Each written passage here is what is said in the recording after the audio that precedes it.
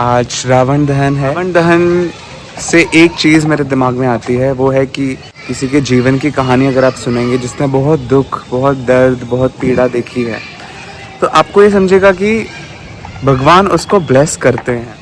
ये एक अवसर है हम सभी के लिए सही तरीके से एक्ट करने का। रावण दहन हर साल होता है। इसके पीछे हमारे अंदर जो विकार हैं, हम उन पर कंट्रोल भी पा सकते हैं, और अगर हम कंट्रोल नहीं पा पाते हैं तो बहुत एक्सट्रीम लेवल पे जा सकते हैं।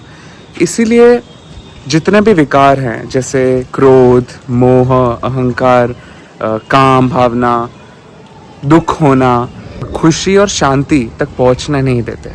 आप देखिए ना, किसी ने कुछ किया, किसी ने कुछ कहा, किसी ने कुछ गलत किया आपके साथ में, आप उसको पूरी ज़िंदगी अगर कोसते रहोगे, आप अपने भगवान से दूर हो जाओगे, आप श्री कृष्ण से दूर हो जाओगे, तो क्या आपको शांति मिल पाएगी? हमारी जो शांति है वो किसी और पर निर्भर नहीं है। किसी और के कर्म, किसी और के विचार, किसी और की भावनाएं हमें अफेक्ट तभी कर सकती हैं जब हम बहुत अंदर से कमज़ोर हैं। इसलिए हमें अपने आप को मजबूत बनाना चाहिए। मजबूत बनाने का मतलब ये नहीं है कि हम प्रिटेंड करेंगे, see I am this strong person, I can do this, I can do that. मजबूत होने का मतलब है आपको वो मजबूती मुंह से बोलने की ज़रूरत नहीं है। आप अंदर मजबूत है, अंदर एकदम सक्षम है और अपनी काबिलियत को अच्छे से जानते हैं। तो जब आप इस तरह से, जब आप अच्छी चीज़ें अपने अंदर लेके आते हैं, तो ऑटोमेटिकली जो चीज़ें सही नहीं हैं वो चली जाती हैं, right? You don't have to keep trying consciously to get rid of negativity, नकारात्मकता अपने आप चली जाती है जब आप अपने आप को सकारात्मकता के साथ भरते हैं। जितने भी विकार हैं, इन विकारों को सच में छोड़ना है तो हमें पूरा दिन इनके बारे में सोचते नहीं रहना है। ज़्यादा सोचना, अत्यधिक सोचना गलत नहीं है, लेकिन आप देखिए कि व्हाट आर यू थिंकिंग। जितने भी नेगेटिव इमोशंस हैं, जैसे क्रोध, ईर्ष्या, अहंकार, मोह, काम, इन सब को हम इन्हें रिप्लेस कर सकते हैं। तो आप क्रोध को रिप्लेस कर सकते हो शांत रहने से, कि कुछ भी हो जाए मेरे आसपास, मुझे शांत रहना है। उसके बाद दुख को आप रिप्लेस कर सकते हो खुशी से, कि in spite of whatever happens around me और with me, I choose to be happy. काम की बात करते हैं तो it's sexual energy, and sexual energy is sacred. इसीलिए हमें वी शुड रिप्लेस काम with love. So when it becomes love, it automatically is a purified emotion. अहंकार तब होता है जब हम ऑब्सेसिवली अटैच्ड होते हैं हमारे अचीवमेंट से, हमारे ओपिनियन से, हमारी खुद की राय होती है ना, किसी चीज़ को लेके हमारी बस राय होती है कि ये सही है और ये गलत है, विच इज़ लाइक जजमेंट देना। तो ये आता है अटैचमेंट से। जब आप बहुत ज़्यादा अटैच्ड हो अपने आप से, like a bondage. They confuse attachment with love. Love is different. Love is I want to see that person become successful. Attachment is I can not live without the person. Excessive attachment बहुत गलत बात है। अगर आपको थोड़ा बहुत attachment, तो it's considered to be normal. Excessive attachment can lead to obsession, and it can always keep you frustrated in your life. So never choose frustration.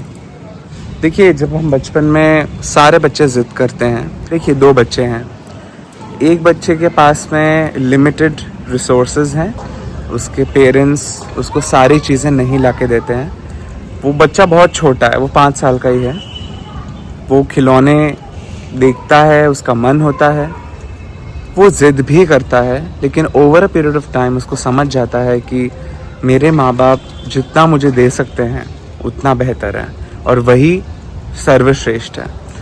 एक दूसरा बच्चा है जो उसी वय का है, उसी एज का है, दोनों बच्चे सेम एज के हैं।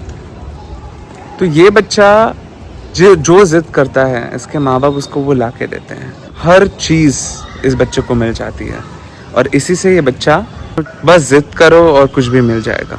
दोनों बच्चे हैं, दोनों सेम उम्र के हैं, लेकिन दोनों की मैच्योरिटी अलग है। जो दूसरा बच्चा है, उसने ऑलरेडी इस जीवन को समझना स्टार्ट कर दिया है कि हर चीज़ जो हमें चाहिए वो हमें नहीं मिलती है। वो एक्सेप्टेंस सीख गया है।